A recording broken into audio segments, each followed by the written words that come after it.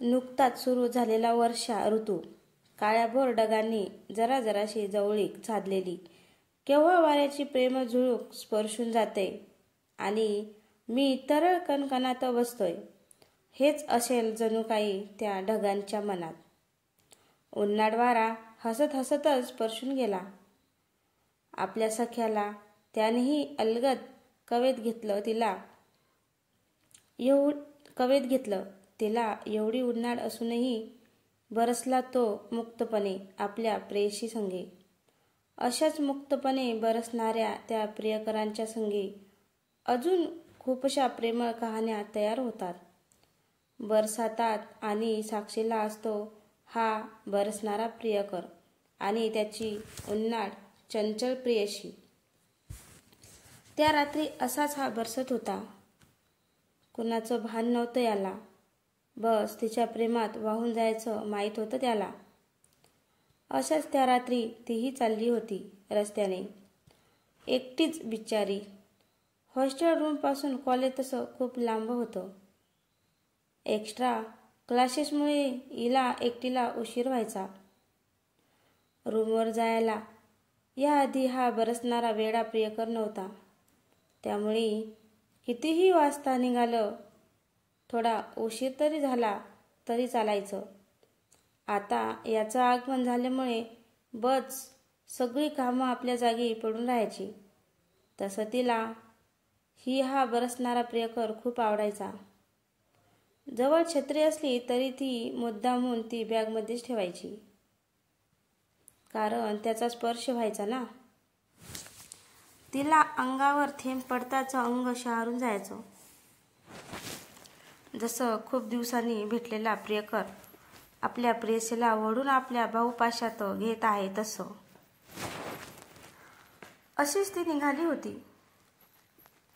ती मुग्धा नावाप्रमाणेच नाजूक, गोरीपान, गोड, कोणालाही पहिल्या भेटीत आवडेल अशी, आपलंसं करेल अशी ती गोड मुग्धा.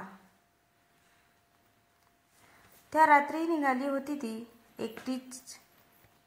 त्या बरसणाऱ्याच्या प्रेमात न्हात, आपल्या धुंदीत मदमस्त होत, जशी कोणी हरिणीच आहे जी निघाले सोयरपणे आपली कस्तुरी उधळत. त्या पावसात चिंब भिजलेली आपल्याच नांदात होती मुग्धा. अचानक थांबली. तिला हालचाल जाणवली. काहीतरी तिला माहीत होतं. या धुंद मन चिंब भिजणाऱ्या पावसात कोणीतरी तिचा पाठलाग करतंय. कोणीतरी तिच्यावर लक्ष ठेवून आहे हे ती जाणून होती. फक्त ती या क्षणाची वाट बघत होती की ती पाठलाग करणारी, लक्ष ठेवणारी जी कोणी व्यक्ती आहे ती स्वतःहून समोर यावी. 3 ते 4 दिवस झाले मुग्धा वाट बघत होती. ती व्यक्ती स्वतःहून पुढे यावी, पण येत नव्हती. या विचारात असतानाच तिचा पाय अडखळला आणि ती खाली पडली. आधी चिंब भिजलेली होती ती पावसात, वरून प्रेमवेळा बरसतच होता. जणू काही त्याने ठरवलं होतं सर्व प्रेम आत्ताच करून घ्यायचं. मन सोक्त बरसून. मुग्धा खाली पडते न पडते तोच कोणीतरी घट्ट पकडलं तिच्या हाताला. मुग्धा खाली पडते न पडते तोच कोणीतरी घट्ट पकडलं तिच्या कमरेला. त्या राकट स्पर्शाने मोहरली ती. तिने ओळखले हा स्पर्श पुरुषी आहे. यासाठीच तर तिचं नाटक होतं हे सगळं खाली चिखलात पडण्याचं. निदान अशी तरी ती व्यक्ती बाहेर येईल आणि कोण आहे ते कळेल. त्याने तिला अलगद पकडून उभं केलं. त्याचे हात अजून तिच्या कमरेभोवतीच होते. तिने आपला नाजूक चेहरा हळुवारपणे वरती करून पाहिलं की कोण आहे हा. अरे, हा तर तोच आहे जो लायब्ररीत आपल्यासमोर बसलेला असतो. आपण जे पुस्तक घेऊ वाचायला त्यालाही हेच हवं असतं. वाचन कमी आणि आपल्याकडेच हा जास्त बघत असतो. खूप दिवस झाले याचे खेळ चालू होते. आता तर हा पाठलागही करायला लागला आहे. आपला कोण कोण समजतो, कोण हा स्वतःला. काही बोलायला तोंड उघडणार तेवढ्यात त्याने मुग्धाच्या होठावरती आपलं बोट ठेवलं. त्याचं खूप छान होता तो दिसायला. मुग्धाच्या होठावरती आपलं बोट ठेवलं त्यानं. खूप छान होता तो दिसायला. उंचापुरा, गोरापान, लांब नाक, काळेभोर डोळे, कमावलेले शरीर, यष्टी अगदी मजबूत अशी. तो मोहित, खरंच नावाप्रमाणे मोहित होता तो सर्वांना. जसा श्रीकृष्ण आपल्या गोपिकांना मोहायचा ना, अगदी तसा. खरं तर मुग्धालाही खूप आवडायचा तो, पण मुग्धा स्वतःहून यात पडणं टाळायची. ती घाबरायची या सर्वाला, प्रेम वगैरे या प्रकरणाला.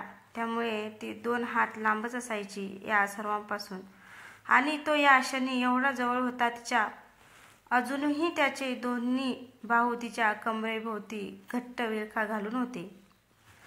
जणू काही नव्याने उगवलेल्या वेली जसं आधार मिळालेल्या मोठ्या झाडाला बिलगून असतात आणि बहरत जातात पुन्हा आपल्याच नांदात, अगदी तसं.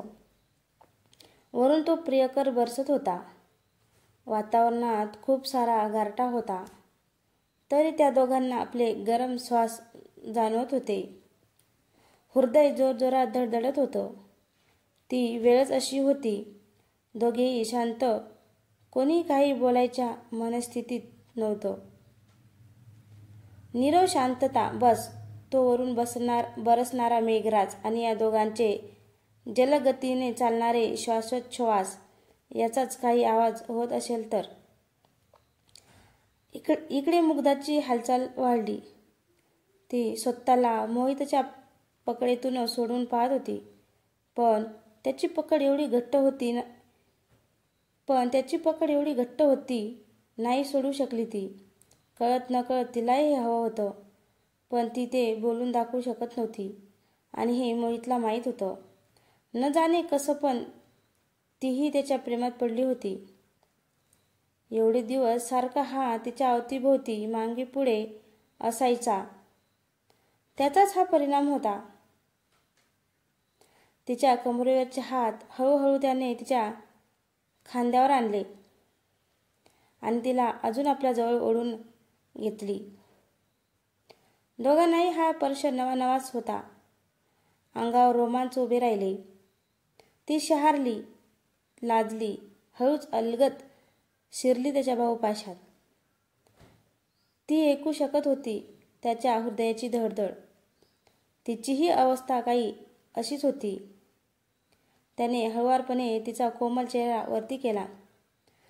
नजर तिची लाजतच होती. अजून बघायलाही तयार नव्हती ती त्याच्याकडे. त्या बरसणाऱ्या वेड्या प्रियकरांच्या पाण्याचे थेंब हलकेच चेहऱ्यावरून ओरगत होते तिच्या. त्यांना बघून हा कधीच मोहित झाला होता. हळूच बोलला, वरती बघ मुग्धा, नको लाजू. असं प्रेम नाही माझं जे तुला अर्ध्यावरती सोडून जाईल. पूर्ण जन्माची साथ हवी मला तुझी. देशील मला तू साथ? होशील का तू माझा उन्नाळ चंचल वारा? मग मीही बरसेन वेड्यासारखा तुझ्या प्रेमात. क्षणभर थांबली मुग्धा आणि मोहितकडे बघत हळूच मान हलवली. होकार दिला तिने मोहितला. मोहित आनंदाने जोरजोरात ओरडू लागला, हे बघ बरसणाऱ्या मेघा, आता मीही एकटा नाहीये. माझ्याकडेही एक अवखळ वारा आहे. बरसून घे तू बेभान आणि हो साक्षी आमच्या प्रेमाचा. असं म्हणतच त्याने आपले होठ मुग्धाच्या होठावर टेकवले. ती शहारली, बावरली आणि मोहितवरची तिची पकड अजून घट्ट झाली. दोघेही धुंद होते एकमेकांच्या नशेत. नजरेत नजर, गरम श्वास ओठात ओठ, हातात हात, कधीही न सुटण्यासाठी. आणि वरून बरसणारा तो जसं काही अमृतवर्षा करत होता. मोहित मुग्धाच्या प्रेमावर बेधुंद बरसत होता आज. साक्षीदार होता ना तो अजून कोणाच्या तरी सुरेख प्रेमाचा. तर मित्रांनो, तुम्हाला ही कथा कशी वाटली? कथा आवडल्यास लाईक, कमेंट, शेअर करायला विसरू नका. तसंच चॅनलवर कोणी नवीन असेल तर चॅनलला सबस्क्राईब करा. धन्यवाद.